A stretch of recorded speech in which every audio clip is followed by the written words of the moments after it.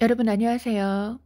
지금 화면을 보시면 444라는 숫자를 볼 수가 있는데 이 444는 헬라어로 이예슈아 그리스도라는 뜻이 있습니다. 이 444라는 숫자를 몇 년 전부터 하나님께서 보여주셔서 제가 도대체 이게 무슨 뜻인지 너무나도 궁금했었는데 2년 전쯤에 우연히 이 444라는 숫자에 이 예수와 그리스도라는 뜻이 있다는 사실을 알게 되었습니다. 그래서 이 부분에 대해서 여러 번 전해드렸는데 혹시 모르시는 분들을 위해서 다시 한번 전해드립니다. 그래서 몇 년 전부터 제가 그 시계를 이렇게 그냥 우연히 볼 때마다 이 4시 44분 444일 때가 너무나도 많았습니다. 그래서 이게 계속 몇 년 동안 반복되다 보니까 도대체 이 444라는 숫자가 무슨 뜻일까? 내가 십자가에 못 박혀서 온전히 죽어져야 한다는 뜻일까? 이렇게 혼자서 해석을 하고 있었습니다. 그런데 2년 전쯤에 이 444라는 숫자가 헬라어 스트롱, 그 고대 헬라어 스트롱 넘버로 아들, 종, 남편 이러한 뜻이 있었는데 특별히 예수와 그리스도라는 의미가 있었습니다. 그래서 이 사실을 알고 너무나도 놀라서 여러 번 전해드렸는데 가끔 이 사실을 모르시는 분들이 또 댓글로 이 숫자에 대해서 물어보시는 경우가 있습니다. 그래서 조금 전에 제 휴대폰 화면에 이렇게 예수야를 뜻하는 숫자가 이렇게 또 떠 있어서 이 부분에 대해서 다시 한번 전해드립니다. 사실 어제 제가 음식에 대한 말씀을 전하고서 많은 공격을 받았습니다. 그래서 이 부분에 대해서 오늘 아침에 묵상을 하는데 너무나도 마음이 아팠습니다. 3년 전에 하나님께서 이 부분에 대해서 조명해 주셔서 여러 가지 창세기 말씀, 그리고 민수기, 히브리서 등 곳곳에 쓰여 있는 말씀을 전해드렸는데 아직도 잘 깨닫지 못하신 분들이 제가 어제 전해드린 말씀에 대해서 강하게 저를 공격하면서 이렇게 돌을 던지시는데 제가 이 부분에 대해서 묵상하면서 너무나도 마음이 아팠습니다. 그런데 오늘 제가 그 에레미야 그 마지막 부분 그 성전이 무너지는 그 말씀을 하나님께서 어제 주셨는데 오늘 아침에 다시 한번 이 말씀이 생각이 났습니다. 몇 달 전에 하나님께서 그 예레미야 마지막 부분에서 그 성전이 그 무너지는 그 장면, 성전이 그 심판받는 이 말씀이 마지막 때와 관련된 말씀이라고 조명해 주셨습니다. 그래서 몇 달 전에 이 사실을 깨닫고 우리 하나님의 말씀은 너무나도 놀랍다는 생각이 들었습니다. 지금 영상을 찍고 있는데 하나님의 그 임재를 상징하는 지금 천둥과 번개가 치고 있습니다. 시편 18편 말씀을 보면 예수께서 공중에 강림하시는 내용이 쓰여 있는데 그때 하늘에 이 천둥과 번개가 치는 장면이 쓰여 있습니다. 그리고 계시록 말씀에서도 이 천둥과 번개가 하나님의 임재를 상징한다는 사실을 알 수가 있습니다.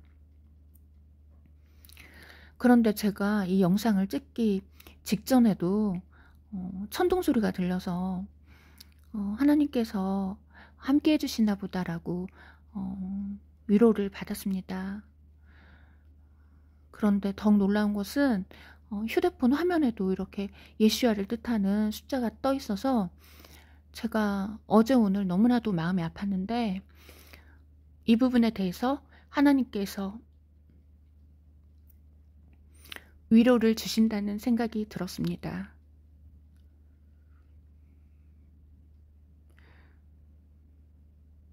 그래서 몇 달 전에 하나님께서 그 예레미야 마지막 부분을 보면 그 성전이 심판받고 무너지는 말씀이 쓰여 있는데, 이것이 마지막 때에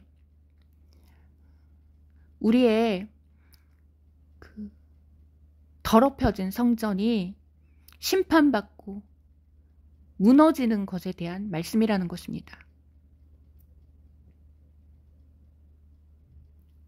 제가 이 예레미야서가 왜 성전이 이렇게 무너지는 장면으로 이렇게 끝이 날까, 이 부분이 참 마음이 아프고 이 부분이 참 궁금했습니다. 그런데 몇 달 전에 하나님께서 이 말씀이 마지막 때에 일어나는 사건에 대한 예언의 말씀이라고 조명해 주셨습니다. 마지막 때에 이 더럽혀진 성전들, 우리 몸을 가증한 것으로 더럽힌 이 더럽혀진 성전들이 예레미야 말씀처럼 심판받고 무너진다는 것입니다. 그런데 어제 제가 이 가증한 것으로 접종된 음식들을 통해서도 우리 몸이 더럽혀질 수 있다고 경고의 말씀을 전해드렸는데, 이 말씀을 전해드렸을 때 어떤 분들이 정말로 돌로 저를 치는 듯한 그러한 비난의 그런 댓글을 올렸는데, 제가 그 말씀을 읽으면서 너무나도 마음이 아팠습니다. 이러한 말씀, 이 성전된 우리 몸을 더럽히면 하나님께서 그 사람을 멸하신다고 분명히 쓰여 있습니다. 그런데 입술로는 하나님을 사랑한다고 하지만 하나님보다 음식을 더 사랑하는 사람들이 많다는 것입니다. 하나님보다 음식을 우상 삼은 사람들, 이 사람들은 지금 성전된 우리 몸을 이 더러운 음식으로, 이 접종된 음식으로 그들의 성전된 몸을 더럽히고 있기 때문에 대환란에 남겨진다는 것입니다. 그 부분에 대해서 하나님께서 분명히 심판하신다는 것입니다.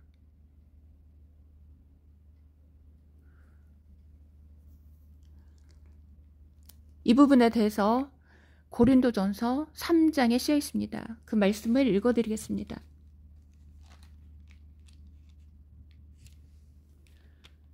누구든지 하나님의 성전을 더럽히면 하나님이 그 사람을 멸하시리라. 누구든지 하나님의 성전을 더럽히면 하나님이 그 사람을 멸하시리라. 하나님의 성전은 거룩하니 너희도 그러하니라. 이렇게 누구든지 하나님의 성전을 더럽히면 하나님이 그 사람을 멸하신다고 쓰여 있습니다. 그래서 이 부분에 대해서 하나님께서 지난 3년 동안 계속 경고의 말씀을 주셨기 때문에 가증한 음식으로 우리 몸을 더럽히면 안 된다고 지난 3년 동안 계속해서 전해드렸습니다. 그런데 이 말씀은 제가 임의로 전하는 말씀이 아닙니다. 하나님께서 강권적으로 전하게 하셨기 때문에 제가 너무나도 힘든 그 메시지를 지금까지 전해드린 것입니다. 저는 하나님께서 왜 저처럼 몸도 아프고 연약하고 부족한 사람을 왜 사용하시는지 계속 제가 하나님께 여쭤보는데, 왜 하나님께서 저처럼 이렇게 깨닫는데도 오래 걸리고 이렇게 어리석은 자를 사용하시는지 저는 그 부분이 참 이해가 되지 않았습니다. 그런데 하나님께서 한 가지 깨닫게 해주신 것은, 제가 하나님 말씀에 두려워 떨기 때문에 하나님께서 사용하신다는 마음을 주셨습니다. 제가 하나님 말씀을 두려워하며 하나님 말씀에 두려워 떠는 그러한 심령을 가졌기 때문에 하나님께서 부족한 저를 사용하신다는 마음을 주셨습니다. 그래서 지금 이 마지막 때는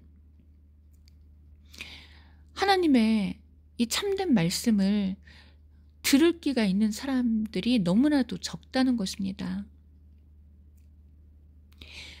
이사야 말씀처럼 하나님 말씀에 두려워 떠는 자를 하나님께서 보신다고 하셨습니다. 하나님 말씀에 두려워 떠는 자들을 하나님께서 주목하여 보신다는 것입니다.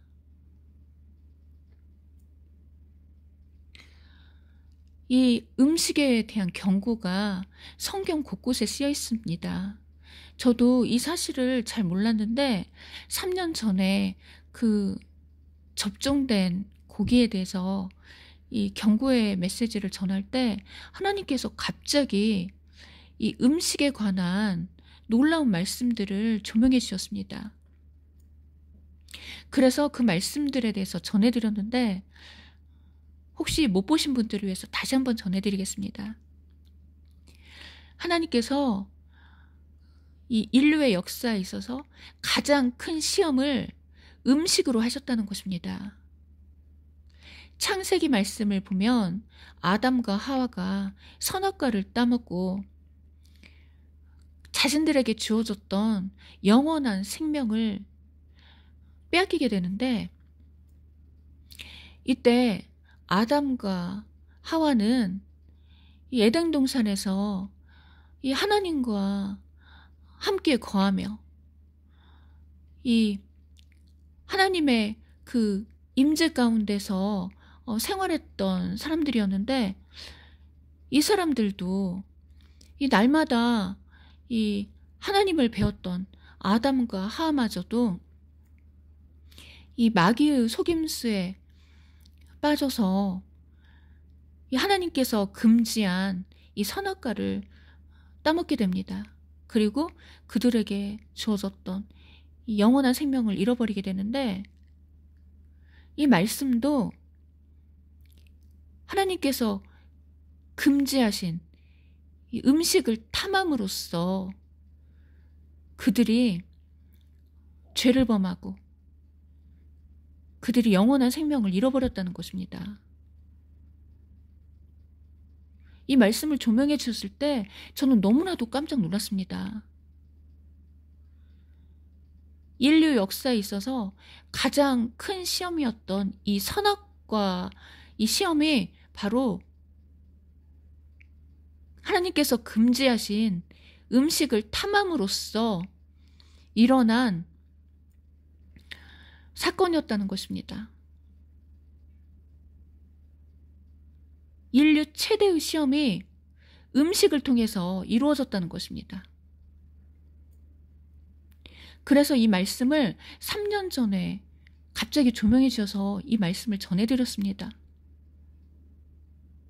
그런데 이스라엘 백성이 광야에서 진을 치고 있을 때도 이 음식을 통해서 또 큰 시험이 왔는데, 그들이 이 광야에서 진을 치고 있을 때 과거 이집트에서 먹었던 이 고기 생각이 나서 이들이 하나님 앞에 이 투정을 부리면서 이집트에서 먹던 그 고기를 달라고 불평을 하게 됩니다.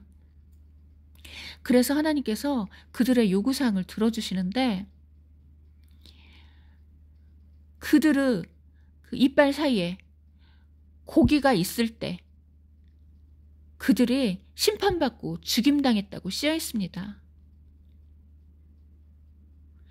이스라엘 백성이 이집트를 떠나서 광야에서 진을 치고 있을 때 그들이 이 고기라는 음식을 통해서 시험을 받았다는 것입니다. 그리고 그들이 하나님이 주시는 만나를 멸시하고 이 과거에 먹던 이집트 음식을 구했을 때 그들이 죽임당하고 심판받았다는 것입니다. 이 말씀을 하나님께서 3년 전에 갑자기 조명해 주셔서 이 말씀도 전해드렸습니다. 제가 이 말씀을 깨닫고서 얼마나 놀랐는지 모릅니다. 그래서 과거 이스라엘 백성이 경험했던 이 사건들은 말세를 당한 우리에 대한 경고라고 쓰여 있습니다. 하나님께서 이 마지막 때를 사는 우리에게 이 성경 말씀을 주신 이유는 이 구약에서 이스라엘 백성이 겪었던 이런 모든 일들이 말세를 사는 우리에 대한 경고라는 것입니다. 이스라엘 백성이 과거에 겪었던 그러한 일들이 이 마지막 때에 동일하게 다시 한번 일어난다는 것입니다.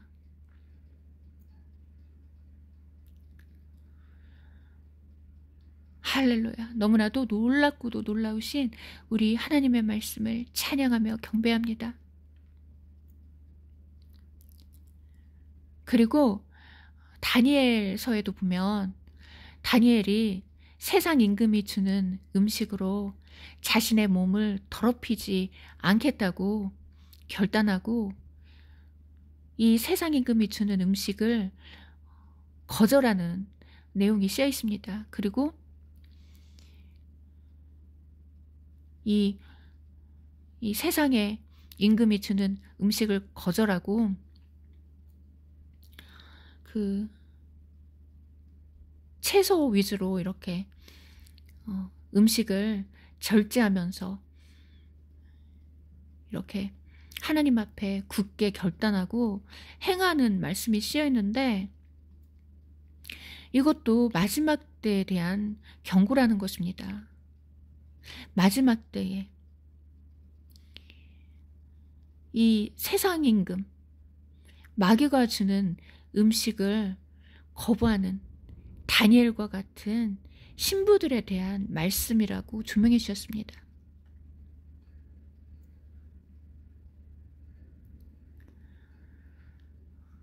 지금 영상을 찍고 있는데 계속 그 하나님의 임재를 상징하는 이 천둥이 치고 있습니다. 성경을 읽어보면 이 천둥이라든지 번개라든지 이러한 것들이 하나님의 임재를 상징한다는 것을 알 수가 있습니다. 왜냐하면 시편 18편에 예수께서 공중에서 강림하실 때에도 이 천둥과 이 번개, 이 우레소리가 들리는 장면이 쓰여있기 때문입니다. 그리고 계시록 말씀에서도 이 천둥과 번개가 하나님의 임재를 상징한다는 사실을 알 수가 있습니다. 그래서 제가 지금 전해드리는 이러한 말씀은 제가 임의로 전해드리는 말씀이 아니라는 것입니다.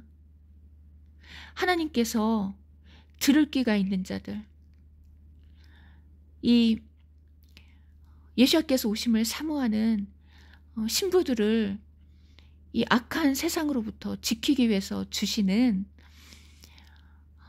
정말로 봉인된 말씀이라는 것입니다.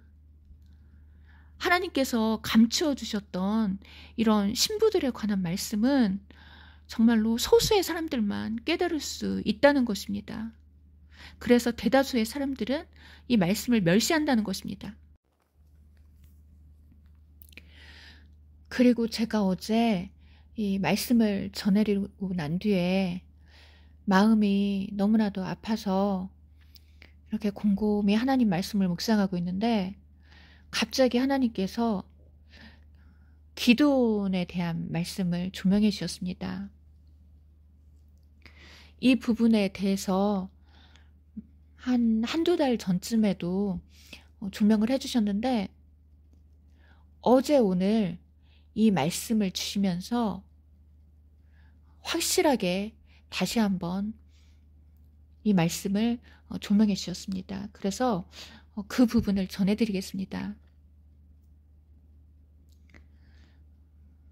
이 기드온을 이 사사로 세우시는 내용이 사사기에 쓰여 있는데 이 기드온을 사사로 세울 당시에 이스라엘 상황이 이 미디안으로부터 이렇게 고난을 당하는 그런 시기였습니다. 그래서 하나님께서 이 기드온을 통해서 이 이스라엘을 구원하시는데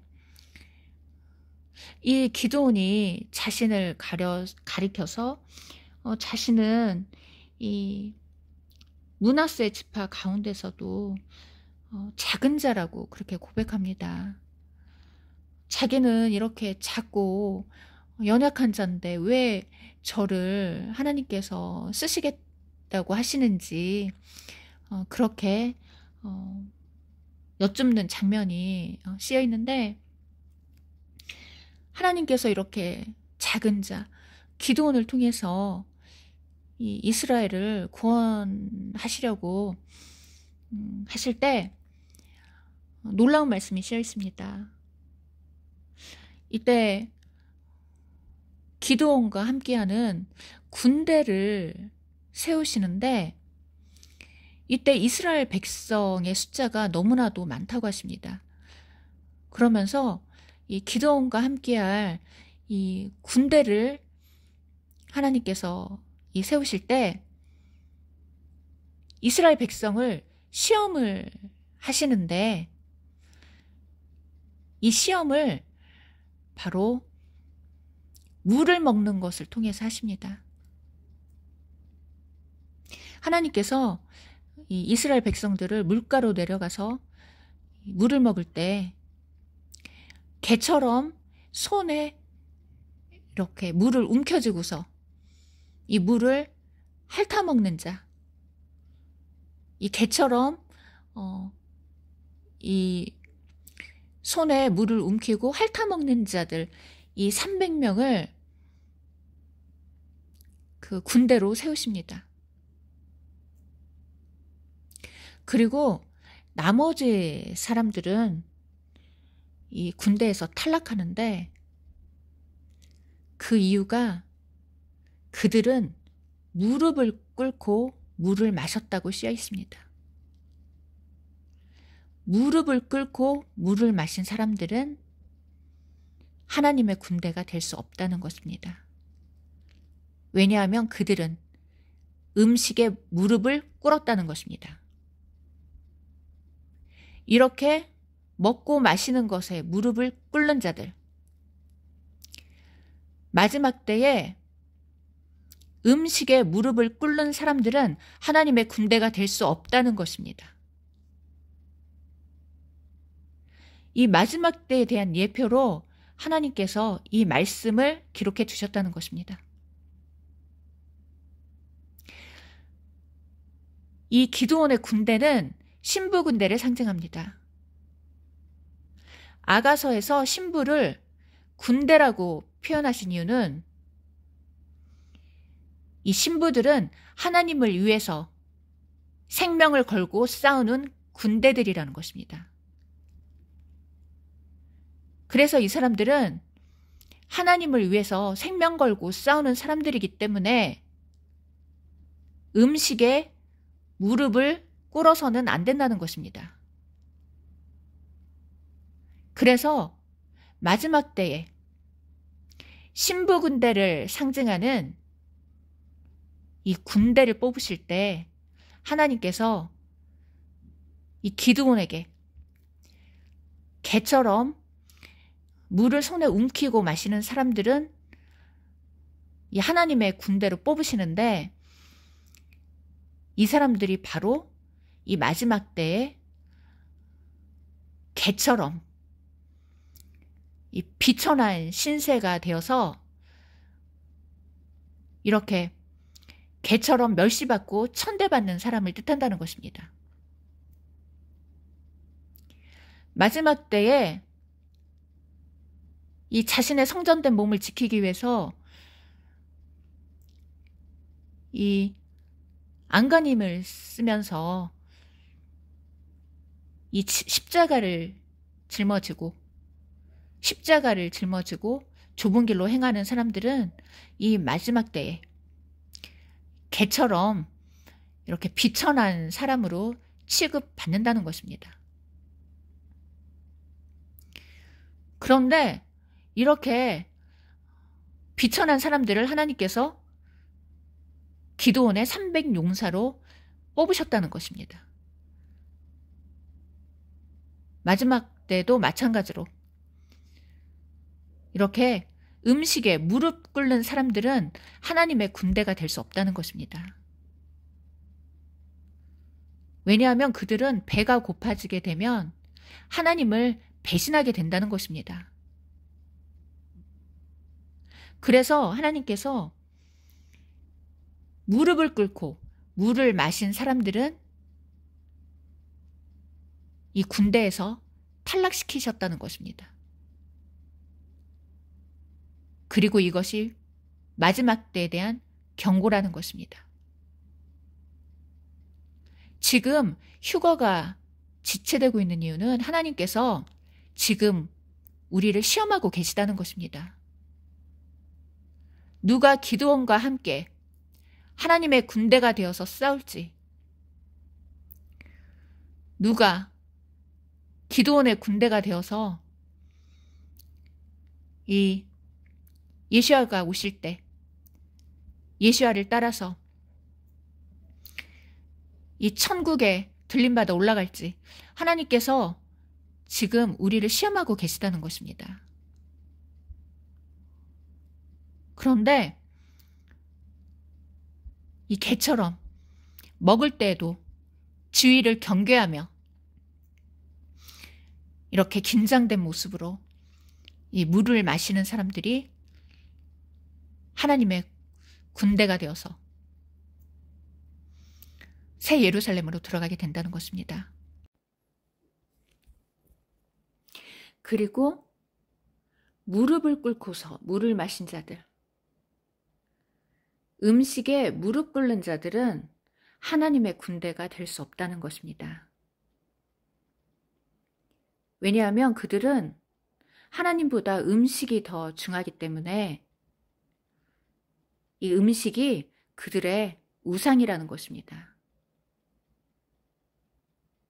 그래서 배고픔을 겪게 되면 이 사람들은 다 하나님을 버리고 하나님을 배신하게 된다는 것입니다. 대환란에 들어가서 배고픔을 당하게 되면 이 사람들은 이 음식을 위해서 에서가 한 그릇 음식을 위해서 장자권을 팔았던 것 같이 장자 대신 예수야를 멸시하고 그들은 하나님을 배반하고 떠나게 된다는 것입니다. 그래서 무릎 꿇고 물을 마신 사람들은 이 음식에 무릎 꿇는 사람들을 뜻하고 이것이 마지막 때에 대한 예표라는 것입니다.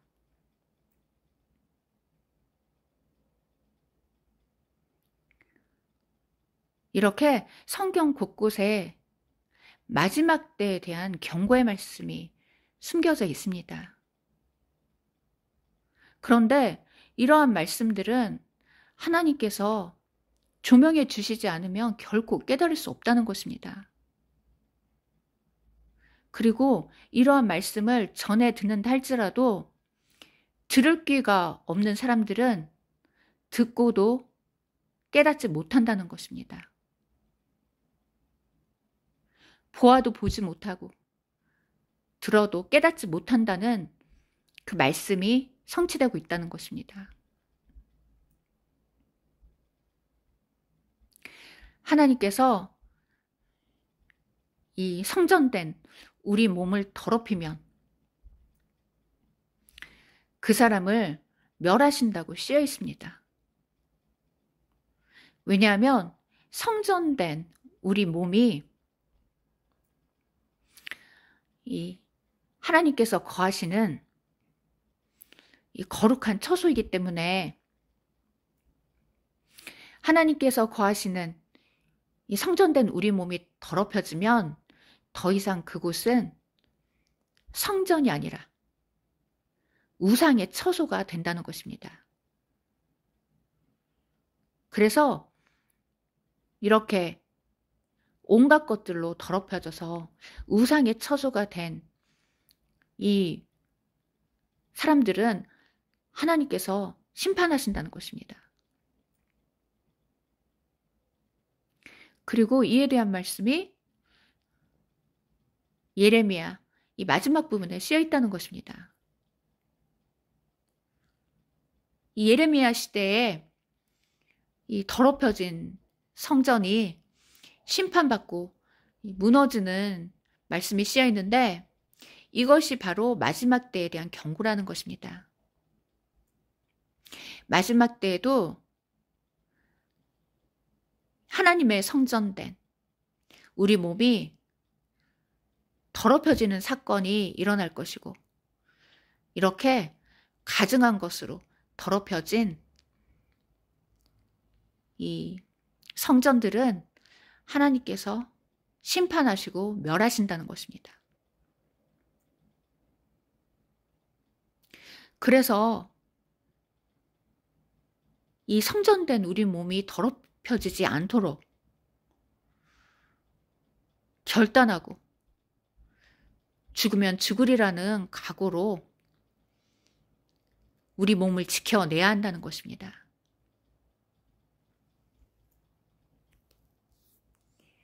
첫 열매에 대해서 흠이 없다고 쓰여 있는데 이것은 영적으로 흠이 없음을 뜻할 뿐만 아니라 이 육신적으로도 하나님께서 지으신 그대로 이 사람의 유전자를 흠없이 보존하고 있는 사람들을 뜻한다는 것입니다.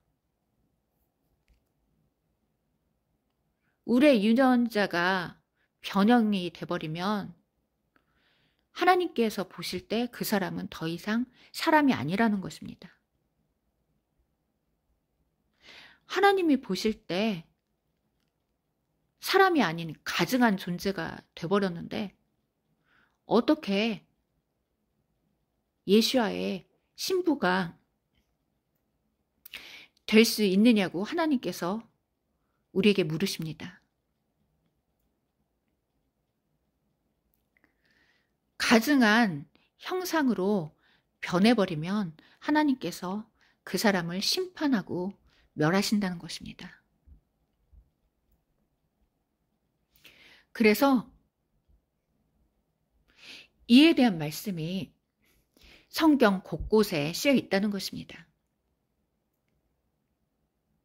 예수님께서 노아의 때에 오신다고 쓰여 있는데 노아의 때에 네피림이 있었다고 쓰여 있습니다. 그리고 이 네피림은 유전자가 변형된 가증한 존재를 뜻한다는 것입니다. 마지막 때에 예수님께서 오실 때도 이렇게 유전자가 변형된 가증한 존재들이 나타난다는 것입니다. 이렇게 가증한 일이 나타날 때에 예수님께서 구름 타고 오신다는 것입니다. 그래서 우리는 예수님께서 오시는 그날까지 우리의 영과 혼과 육이 흠없이 보존되기를 원한다는 바울 사도의 말처럼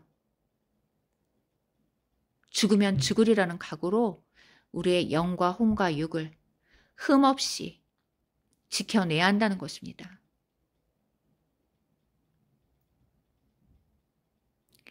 그리고 이러한 하나님의 경고의 말씀에 두려워 떠는 자들을 하나님께서 주목하여 보시고 그들과 함께 하신다는 것입니다.